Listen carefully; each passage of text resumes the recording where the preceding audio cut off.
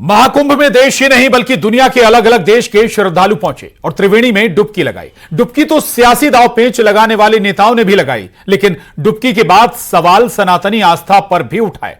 कभी पानी की शुद्धता पर सवाल, कभी इंतजामों पर बवाल, तो कभी भीड़ पर सियासी चुटकी। और महाकुंभ के आरंभ से समापन तक विपक्ष सवाल ही उठाता रहा। महाकुंभ में डुबकी लगाने वालों को के नंबर 66 करोड़ हो गए। यह नंबर जापान, अमेरिका, इंग्लैंड जैसे कई देशों की जनसंख्या से भी ज्यादा है। यानी महाकुंभ में आने वाले श्रद्धालुओं का आंकड़ा केवल भारत और चीन की जनसंख्या से ही कम है। संगम में संसार आया, फिर क्यों सियासी तकरार? आज इसी पर करेंगे महाडिबेट में चर्चा, लेकिन पहले रिपोर्ट देखिए।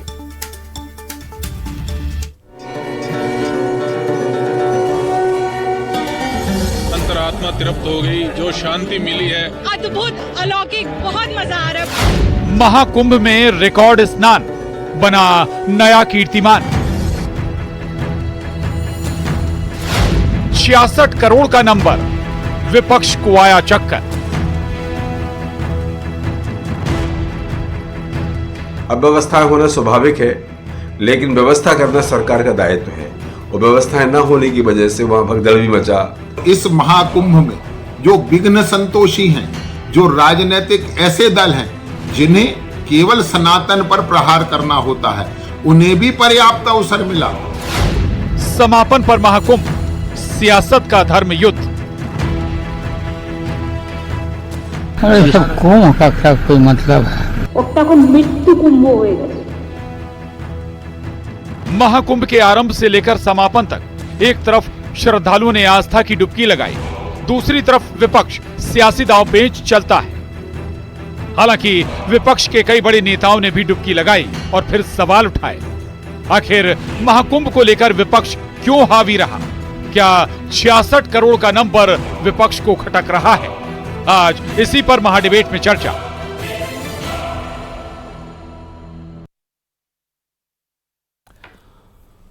और अव्यवस्थाओं और इंतजामों पर सवाल उठाना भी जरूरी है, लेकिन जब बात आस्था की हो तो इस तरह की सियासत से बचा जा सकता था। खैर, सवाल यही है कि महाकुंभ के इर्द गिर्द क्यों सियासी दांवपेच चले गए। महाडिबेट में खास मेहमान से चर्चा करेंगे, लेकिन पहले आज के सवालों पर नजर डाल लेते हैं। महाडिबेट के आज के बड़े सवाल, आरंभ से समापन सियासत केंद्र क्यों रहा महाकुंभ? आखिर क्यों सियासत शुरू हो गई महाकुंभ पर? बड़ा सवाल। वोट बैंक की सियासत में आस्था पर क्यों सवाल उठा दिए गए? यानी आस्था फिर एक बार टारगेट पर थी सियासत के। तीसरा और आखिरी सवाल, संगम में संसार है, विपक्ष क्यों रहा हमलावर? जब पूरा संसार संगम में डुबकी लगा रहा था, तब फिर क्यों सियासत यहां पर शुरू गई? तीनों बड़े सवाल, महत्वपूर्ण सवाल चर्चा का हिस्सा रहेंगे। अपने खास मेहमानों से सबसे पहले आपको मिला दें शिवम शुक्ला जी, प्रवक्ता बीजेपी, डॉक्टर विक्रम चौधरी जी, प्रवक्ता कांग्रेस। आप दोनों का बहुत स्वागत। साथ ही हमारे साथ राकेश चतुर्वेदी जी, हिंदू धर्मगुरु हैं, आपका भी बहुत स्वागत है। सरमन नगेली जी हमारे साथ जुड़ रहे हैं, आपका बहुत स्वागत। संदीप त्रिपाठी जी हमारे साथ कांग्रेस समर्थक जुड़ेंगे, आपका भी बहुत स्वागत है। सबसे पहले संदीप, माफ कीजिएगा, राकेश चतुर्वेदी जी के पास जाऊंगा, लेकिन उससे पहले कुछ बातें जरूर हैं कि भाई बहुत सारे 65 करोड़ का आंकड़ा पार कर गया, और ये 65 करोड़ का जो आंकड़ा है ये बहुत सारे देशों से ऊपर है। या हम कहें कि केवल भारत और चीन ऐसे दो देश हैं जिनसे ये जनसंख्या के मामले में अगर काउंट करेंगे तो आप कम हैं। तो उस लिहाज से ये विश्व का सबसे बड़ा आयोजन है, जहां एक घर में 5 आदमी रहते हैं और वहां अगर 20 आदमी आ जाएं तो फिर व्यवस्थाएं गड़बड़ा जाती हैं। तो फिर अंदाजा लगाया जा सकता है कि ये कोई नहीं कह सकता कि कुंभ में कोई व्यवस्थाएं नहीं गड़बड़ हुई होंगी, लोगों को परेशानी नहीं हुई होगी, लेकिन बात आस्था की थी। फिर क्यों सियासत को बीच में ले आया गया? राकेश चतुर्वेदी जी, सवाल आज का पहला आपसे यही है, कम से कम आस्था का ये महापर्व था, इससे तो सियासत को दूर रखा जा सकता था। प्रशांत जी, कोट से धन्यवाद इस दिव्य मंच पर आमंत्रण देने के लिए जी। और अगर इस विषय को देखा जाए तो महाकुंभ के आयोजन से पहले ही इस पर सियासी दांवपेच शुरू हो गया कि पहले तो कोई आएगा नहीं, फिर कितने लोगों के लिए प्रबंध हो रहा है, क्यों इतना प्रबंध हो रहा है, फिर जब भगदड़ मची तो उस पर प्रत्यारोपण। एक बहुत बड़ा विशेष बात प्रशांत जी आपने कहा, मैं इस पर एक सनातनी होने के नाते मैं अपना व्यक्तिगत विचार भी दूंगा, और सनातन की रक्षा के लिए हम सभी को खड़े होना चाहिए, और जब भी सनातन के खिलाफ आवाज उठे तो हम सभी को प्रखर होकर के बोलना चाहिए। पहली चीज कि जब भी सनातन से संबंधित बड़ा आयोजन होता है तो उसको लेकर के सहयोग की भावना कम, विरोध की भावना भारतवर्ष में ज्यादा उठती है। यह सबसे बड़ा दुर्भाग्य है कि हम लोग सनातन का सहयोग ना करके हम विरोध की आवाज उठाते हैं। दूसरी चीज, आज महाशिवरात्रि है, आज शिव जी की बारात निकलने। प्रशांत जी, एक बहुत बड़ी बात कहूंगा, हो सकता है कि विपक्षियों को, या विपक्षी भी नहीं कहता, मैं धर्म विरोधियों को मैं कहता हूं, सनातन विरोधियों को बुरा लग जाए। बारात में जब 400, 500 या 200 बाराती रहते, तब तो 2-4 सूफा नाराज होकर मुंह फुला ही लेते हैं और उधर उधर अव्यवस्था का जिक्र करने लगते हैं। ये तो महाकुंभ आयोजन है। यही तीर्थराज प्रयाग का स्नान करके शिव आराधना किया था भगवान श्री राम ने भी, त्रिवेणी संगम स्नान करके। और तीर्थराज प्रयाग इसको कहा जाता है, यानी तीर्थों का राजा इनको कहा जाता है। और ऐसे सौभाग्यशाली धरा पर अगर महाकुंभ का आयोजन हो रहा था, तो उसमें सनातन के मान्यता के अनुसार किसी को विरोध नहीं करना चाहिए था। और अगर किसी को लगा कि व्यवस्था की कमी है, तो वहां पर उनको एक सहयोगी की तरह, एक श्रमदान करने की भावना से जाकर के वहां पर लोगों का सहयोग करना चाहिए था, ना कि कैमरे के सामने। बड़ी बात आपने कही, तीर्थराज प्रयागराज, और 144 साल का इसमें एक फॉर्मूला भी दिया गया था। स्वाभाविक है कि भाई आधा देश अगर कहें तो महाकुंभ पहुंच गया, प्रयागराज पहुंच गया संगम में डुबकी लगाने। विक्रम चौधरी जी, सवाल बहुत महत्वपूर्ण है। आपके कई नेताओं ने चुपके चुपके डुबकी लगा ली, राजीव शुक्ला से लेकर दिग्विजय सिंह साहब, हमारे जयवर्धन सिंह, डीके शिव कुमार, अभिषेक मनु सिंघवी, अजय राय, सुखविंदर सिंह सुक्खू जैसे नेता, आपके सचिन पायलट, इन सब ने डुबकी लगा ली। लेकिन सवाल आप फिर भी उठाते रहे, व्यवस्थाओं पर सवाल। अरे भाई, कुछ वक्त के लिए तो छोड़ देते। व्यवस्थाओं पर सवाल उठाना हमारा कर्तव्य है। आप जो बार बार यहाँ एक काल्पनिक प्रश्न को आरोपित कर रहे हैं, मेरा उस पर विरोध है और मैं उसकी निंदा करता हूँ कि विपक्ष को इतने बड़े और गौरवशाली आयोजन से ना कोई तकलीफ है, क्योंकि ये हमारे भारत की संस्कृति का एक महान पर्व है और इस पे हमें जितना गर्व हम कर सकते हैं हम उतना गर्व कर रहे हैं। लेकिन जो मृत्यु हुई है, जो त्रासदियाँ हुई हैं, उनका एक अपना दुख है और उन परिवारों से आप पूछिए कि उन पर क्या बीत रही होगी। तो हमने व्यवस्था पर सवाल उठाए थे। आयोजन में जो कुप्रबंधन हुआ था उसको चेतावनी के तौर पर सरकार से कहा था कि आप इस पर देखिए। हमने परसेप्शन ये बना, विक्रम चौधरी जी, परसेप्शन ये बना कि आप सियासत कर रहे हैं, आप एक पर्टिकुलर वर्ग या एक वोट को साधने की सियासत नहीं, हम एक बात बताइए, हम सियासत, आप पत्रकारिता करते हैं, हम सियासत करते हैं, तो हम सियासत करेंगे, आप पत्रकारिता करेंगे। यदि सरकार की जब जवाबदारी थी वो सरकार विफल हुई, तो हम सरकार से सवाल नहीं पूछेंगे क्या?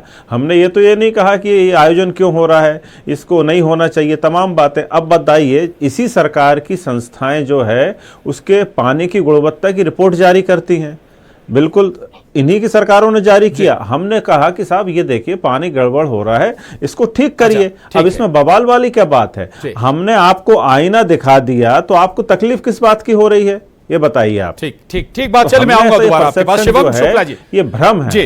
राकेश, विक्रम चौधरी जी आ रहा हूं। शिवम शुक्ला जी, भाई व्यवस्थाओं पर क्यों सवाल नहीं उठेगा? अगर भगदड़ मचती है, अगर तमाम तरह की रिपोर्ट सामने आती हैं, गंदे पानी का जिक्र होता है, उसमें फीकल बैक्टीरिया मिलता है, सेंट्रल कंट्रोल पॉल्यूशन बोर्ड जो है वो अपनी रिपोर्ट देता है, तो फिर सवाल क्यों नहीं उठेगा साहब? आपने तो वादा किया था ना, दावा किया था कि 100 करोड़ लोग आ जाएं, तब भी दिक्कत नहीं होगी। देखिए प्रशांत जी, सबसे महत्वपूर्ण चीज यह है कि कुंभ को लेकर के उत्तर प्रदेश के जो माननीय मुख्यमंत्री हैं योगी आदित्यनाथ जी, उनकी टिप्पणी कल जो उन्होंने उत्तर प्रदेश की विधानसभा में की, वो बेहद सटीक और कहीं ना कहीं सारगर्भित थी। यह जो कुंभ का भव्य और दिव्य आयोजन था, उसको देख करके एक ही बात हमें देखने को मिल रही है। कुंभ में जिस भी तत्व ने जिस मानसिकता और सोच के साथ जो भी ढूंढना चाहा, उसको वह चीज नजर आ गई। गिद्ध मानसिकता के लोगों को लाशें नजर आ रही थी, भगदड़ नजर आ रही थी। जो लोग सुअर की मानसिकता और सोच के साथ थे, उनको वहां पे गंदगी नजर आ रही थी। जो लोग आध्यात्मिकता के साथ जुड़े थे, उनको वहां पे पुण्य कर्म नजर आ रहे थे, उनको वहां पे अध्यात्म नजर आ रहा था।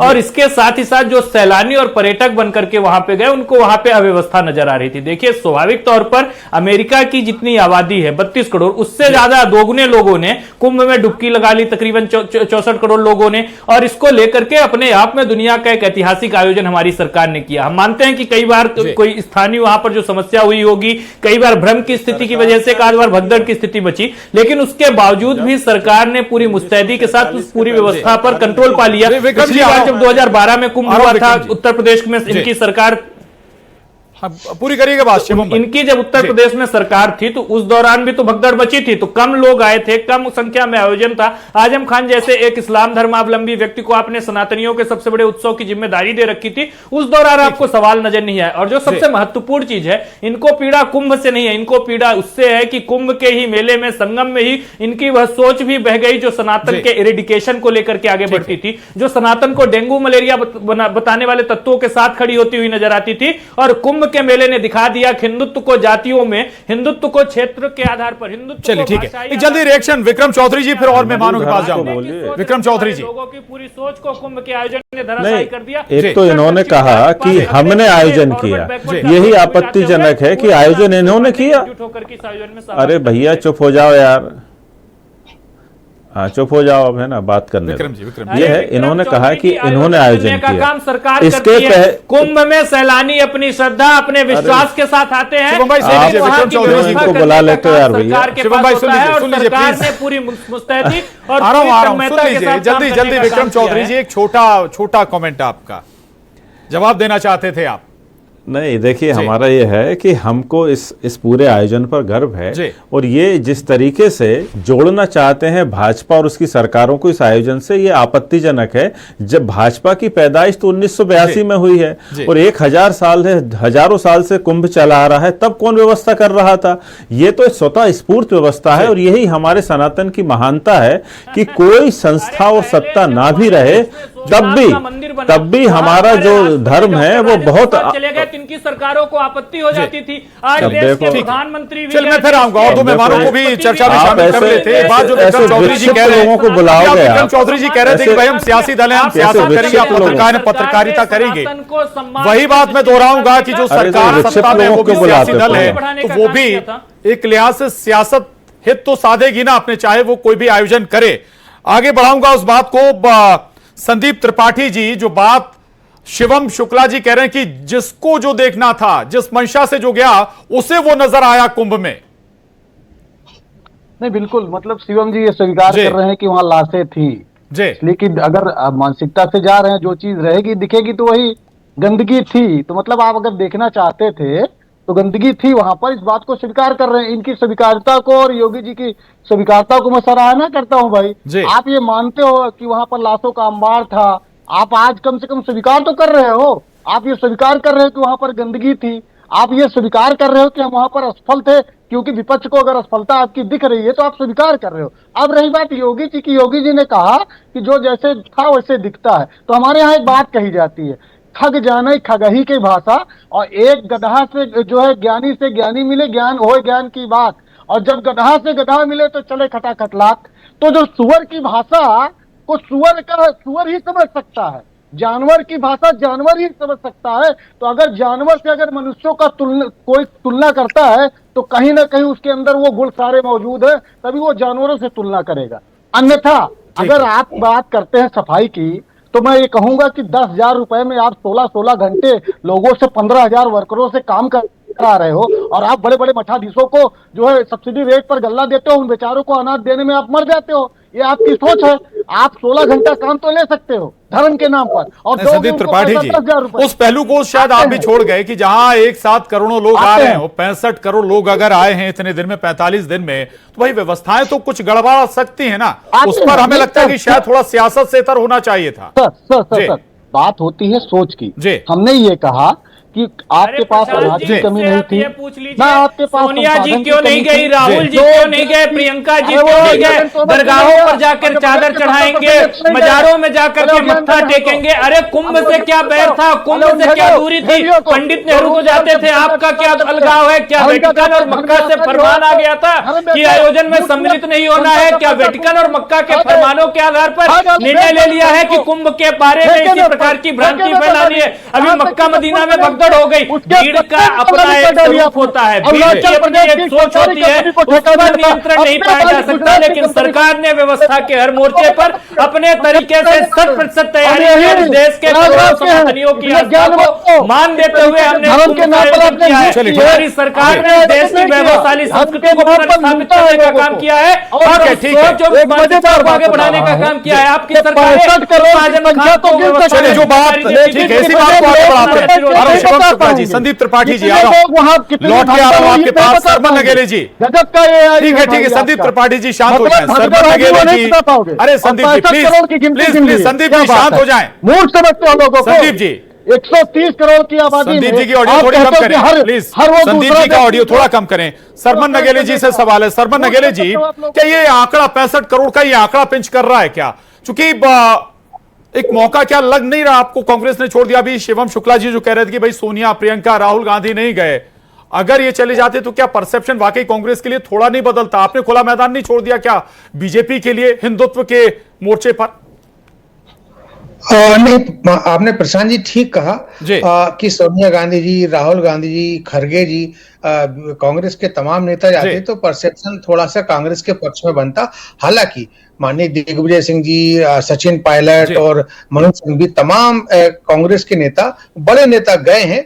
लेकिन क्या गांधी परिवार के बगैर कांग्रेस को आप कैलकुलेट कर सकते हैं क्या? मैं वही आगे कह रहा था प्रशांत जी, देखिए जो पार्टी को लीड करता है, जो पार्टी का एक चेहरा है, वो यदि जाता तो उसका एक मैसेज जाता। जैसे माननीय अमित शाह जी गए, माननीय मोदी जी गए, तो उसका पूरा मैसेज गया पूरे देश में, विदेश में। मेरा यहाँ ये कहना है माननीय प्रसाद जी, आप भी जानते, मैं भी जानता हूं कि भारत वो देश है कि विविधताओं से भरा हुआ देश है। यहाँ पर अपनी आस्था के लिए लोग कंकर में शंकर को तलाशते हैं। तो ये तो एक ऐसा एक महाकुंभ होता है जो सनातन धर्मियों के लिए बहुत बड़ा एक यज्ञ के रूप में आता है और ये वर्षों से चला होता आ रहा है। तो जब कंकर में शंकर देखते हैं तो यहाँ पर आस्था के किसी पर चोट नहीं करना चाहिए। लेकिन मेरा फिर से कहना है कि आस्था प्रकटीकरण का माध्यम नहीं है। आस्था, आप अपनी जो आस्था है जिसकी, वो आस्था को प्रकट ना करें। भारत का संविधान भी इस बात को कहता है कि आपको दूसरे धर्मों का भी मान करना है। चल माफी चाहूंगा, वक्त थोड़ा कम है, लेकिन एक लाइन जरूर इसमें जोड़ूंगा कि 1954 में जवाहरलाल नेहरू ने भी कुंभ में स्नान किया था। अलग धारा वाले व्यक्ति कहे जाते थे, बावजूद उन्होंने इस मोर्चे पर छोड़ा नहीं था कांग्रेस को पीछे। माफी चाहूंगा, वक्त इजाजत नहीं देता। चर्चा को यहीं खत्म करेंगे। आप सभी